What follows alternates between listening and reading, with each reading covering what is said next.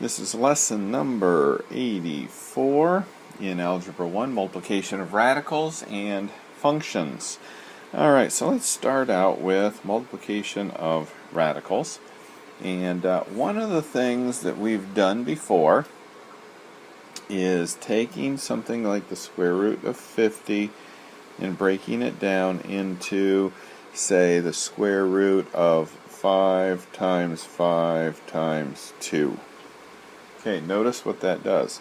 That breaks it down into prime numbers that when you multiply, you get your 50 back. And then I like to write it as, since I have two 5s, 5 squared times 2. And then if you remember, I know that my index there is 2, and I look at each exponent. 2 goes into 2 one time, so I take one 5 out, and I have no remainder, so I have nothing inside. There's no exponent on this 2, so we can't reduce it. And that becomes the simplified version of the square root of 50. Alright, so a couple things that happened there is we can take something like the square root of 50 and we can break it down into the square root of 5 times the square root of 5 times the square root of 2, like that. Because we can multiply those and get 25 times the square root of 2. 25 times 2 is 50. So you can break your square root up into many square roots and multiply those. Which means you can also take square roots and multiply what's inside and put it under one square root. Alright, so you can split them up or put them together. So if we have something like 4 square root of 3 times 3 square root of 2, that means that we multiply the numbers outside and we multiply the numbers inside. And if they're inside, we leave them inside. If they're outside, we leave them outside. Alright, so that was example 84.1. Let's look at 84.2. which has 4 square root of 3 times 6 square root of 6. So again, multiply the numbers outside, multiply the numbers inside, and we have a radical here that can be reduced. If our radical can be reduced, then we reduce it. So the 24 we just kind of we'll leave that kind of off to the side right now, but it's going to be multiplied by anything else that we take out. Square root of 18 can be written as 3 times 3 times 2. 3 times 3 is 9, times 2 is 18. Now we're going to take that and write it as 3 squared because we have 2 of them. If there were 3 of them, it'd be 3 cubed. If there were 4 of them, it'd be 3 to the 4th. And again, we'll just kind of leave our 24 there with the times sign. And then you remember your index is 2, so 2 goes into this 2 one time, so we bring 1 3 out. There are no exponents on the 2, so nothing happens there. So 3 times the square root of 2 is the same as the square root of 18. And again, one of the ways you can check that to make sure that's true is if you take the number outside and square it and multiply it by that, you should get your original back. So 3 times 3 is 9, 9 times 2 is 18. Yep, so that works. So that means I did it correctly. And then we still have our 24 on there. So now we have to multiply the 24 times 3. Come on, 72, and square root of 2. So that is our final answer when we multiply those together. Alright, let's look at, come on, let's get rid of this stuff here. Let's look at the next example. And the next example is 4 square root of 3, and then we're going to multiply that by a quantity.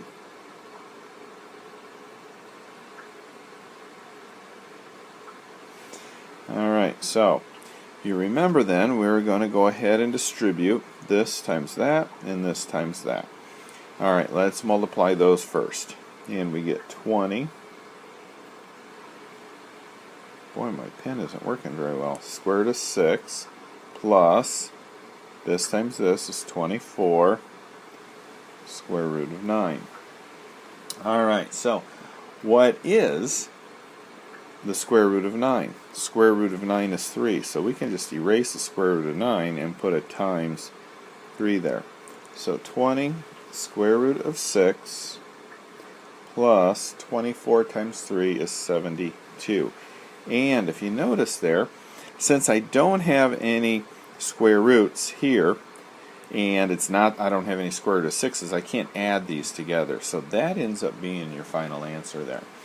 Alright, let's do one more very similar to that, and we'll do 84.4. We have 4 square root of 2, and we're going to multiply that by 3 square root of 2 plus 5.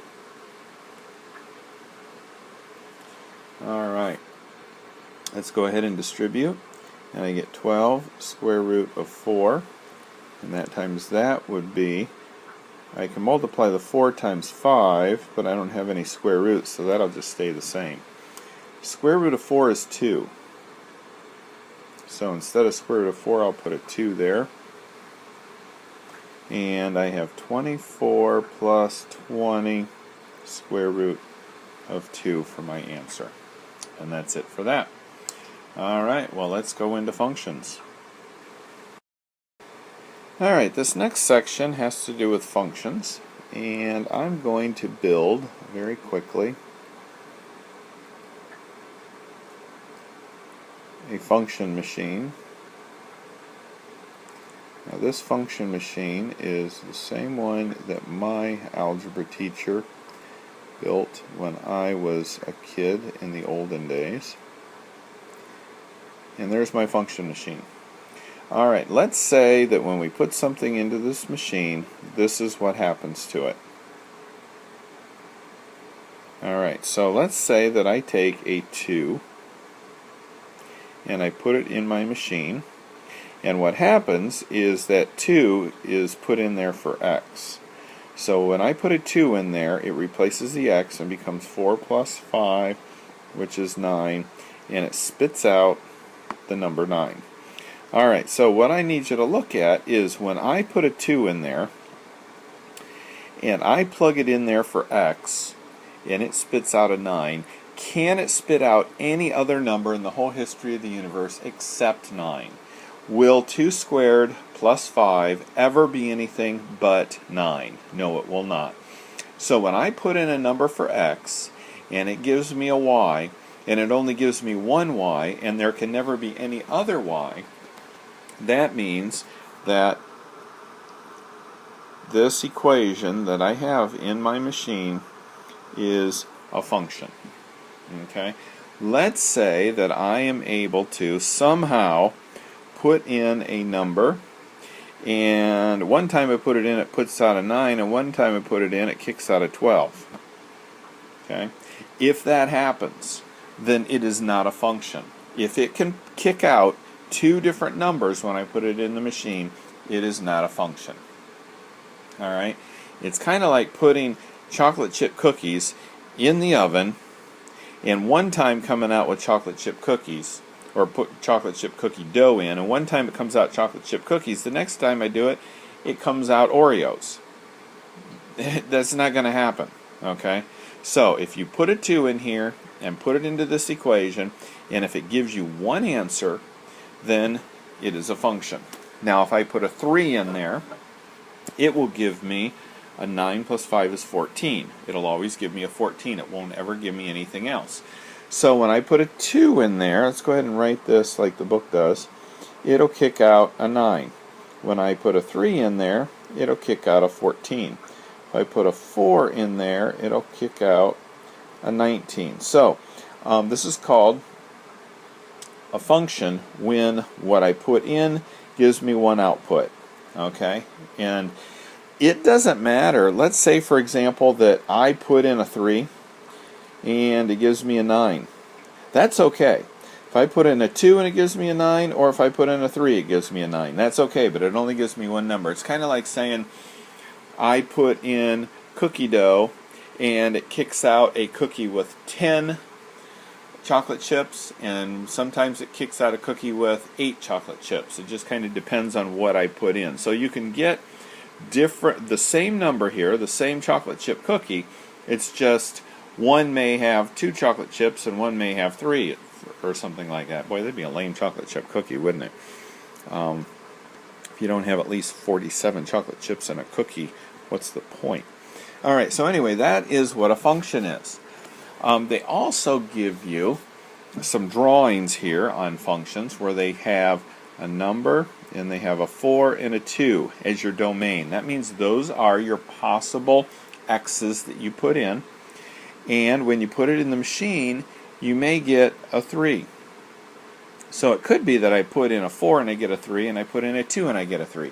That is still a function because there is only one number that this 4 will give me. There is only one number that the 2 will give me, even though it's the same number.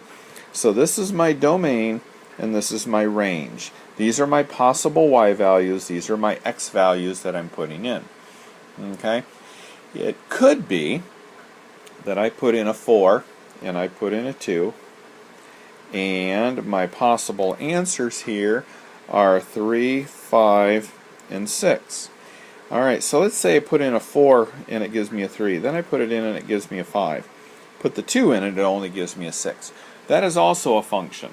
These are my possible x's that I put in, so that's my domain. There aren't any other numbers available, and that's what a domain is. It tells you all the possible x values that you can put into the machine. This is my range. These are all the possible answers I can get once I put these numbers into the machine. These are the possible answers. So notice, even though my 4 goes to a 3 and a 5, I put a 4 in and it gives me both a 3 and a 5. That means this makes it not a function. Now you can still get answers and you can still work it out, but it's not a function because one time you put a 4 in and it gives you a 3, and one time you put a 4 in and it gives you a 5. Whereas this is a function up here because the 4 only points to one number. So if your domain only points to one number, and it's true with all the numbers in the domain, then it's a function. But if you have one number that points to 2 or more numbers, then the whole thing cannot be a function. Okay, so that is called mapping, what I just did there. Alright, let me show you one more way. So at this point, I showed you ways to do a function by having like this.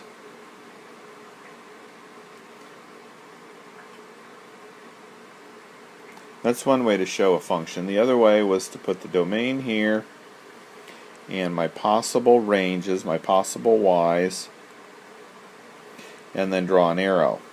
Okay? Now notice this is not a function because my 2 points to 2 numbers.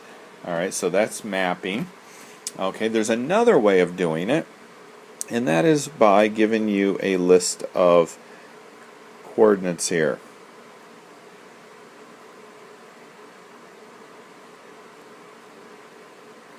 Okay, I'm going to make that a 12 too.